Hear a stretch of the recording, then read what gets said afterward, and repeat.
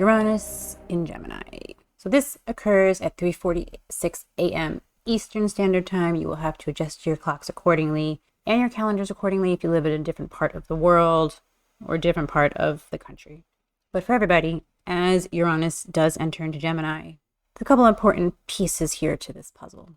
We see that there's this blue triangle occurring. Uranus will be in this positive aspect to Saturn and Neptune and Pluto. Sextile Saturn, Neptune, and it's trining to Pluto. Very harmonious energy. These are the outer planets, creating a strong force, outside forces coming in, miracles happening. It's like, what a miracle that this happened. This is a miracle that this, whatever happened. Unimaginable types of situations happening in a good way, in a positive way.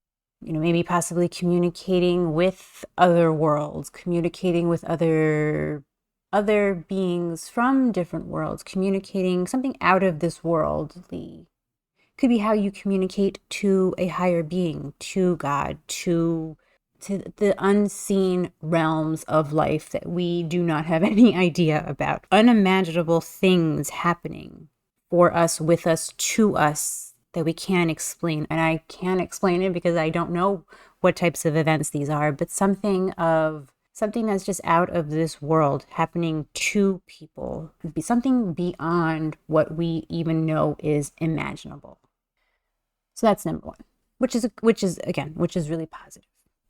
But Uranus is also opposite to the moon, next to Venus, opposite to the moon, contraparallel to Lilith and squaring to the midheaven. So it's not all a big bag of roses here. There are some challenges.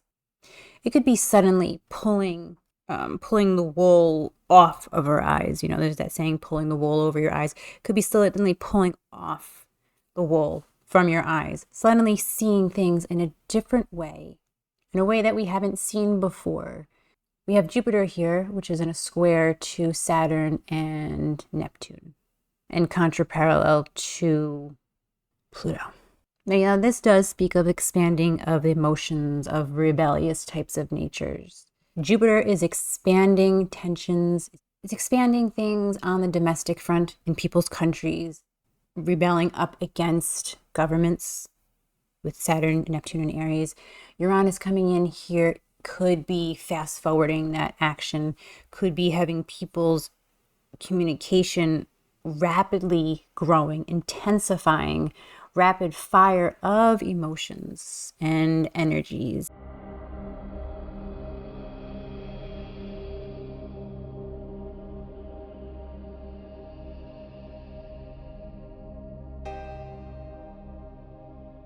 Uranus in Gemini has been historically known for wars, for fighting. Uranus was in Gemini in 1775 to 1781. It entered Gemini the same year that the war began. In 1858 to 1866, the American Civil War. Uranus was in Gemini 1941 to 1949. Uranus was also in Gemini.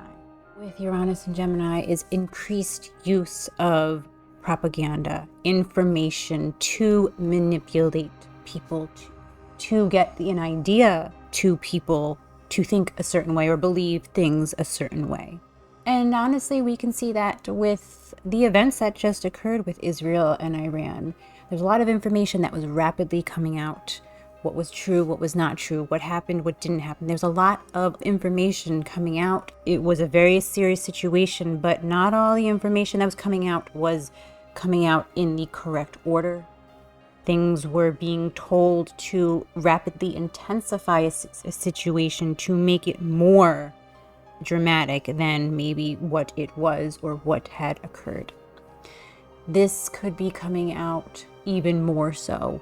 This is something that we will have to really keep an eye on, I feel, because we will have more propagandas of sorts. Well, I'm going to say more governments, Saturn, Neptune, and Aries.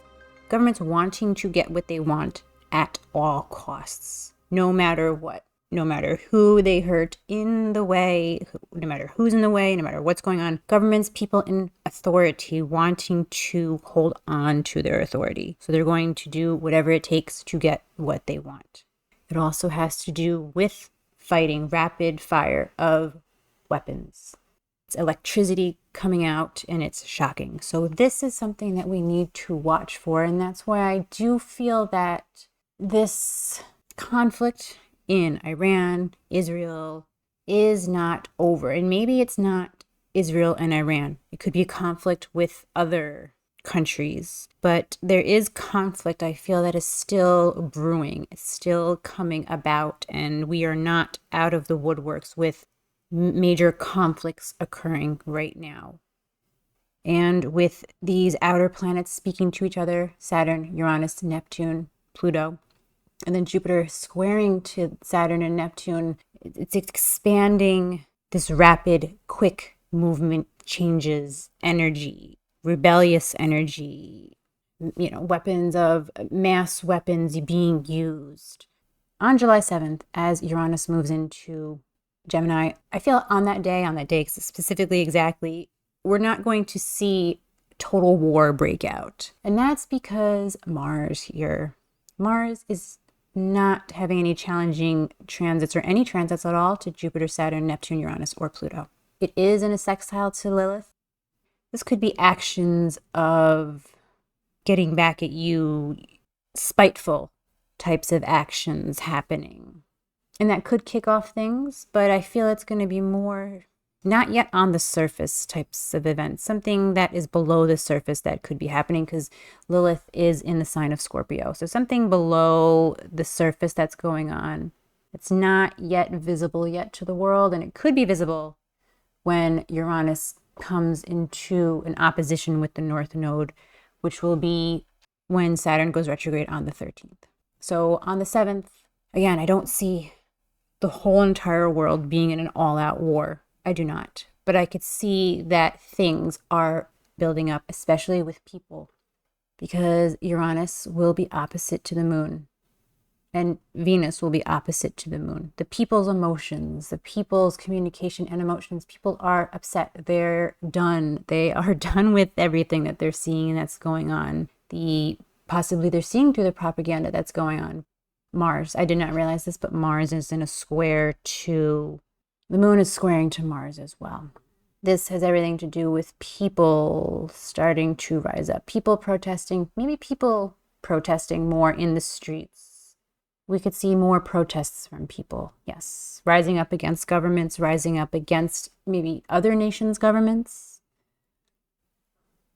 Venus is pretty important here, and that's people's value. What do I value? Money as well. So it could be something with the financial markets, something emotionally charging the financial markets. And this could go either way, positive or negative. This would be a time to watch the financial markets, especially with the 90-day tariff ban coming to an end around this time. Also around 4th of July for the United States, which is also another emotionally charged day for a lot of people. But something is ramping up. Uranus moving into Gemini, it's not a one-day deal and it's done. The energies will begin to build up now. I'm making this video on June 26th. We already have started to see these energies with Isreal Iran, but I feel that these are going to intensify even further. And a few days later, there is a full moon in the sign of Capricorn, which will also intensify these energies of Uranus moving into Gemini. Jupiter will still be in a square to Saturn, and Saturn is getting ready to station retrograde on the 13th. Challenges in governments, institutions, perhaps the people are starting to rise up more against the governments. Perhaps they don't want to see wars. They don't want to see countries fighting with each other because they do not want to fight the wars of the governments, of these few people in authority. That could be a theme that we could start to see. People rising up against these countries, these governments, not wanting to give their lives for endless wars. I feel like I'm losing my mind.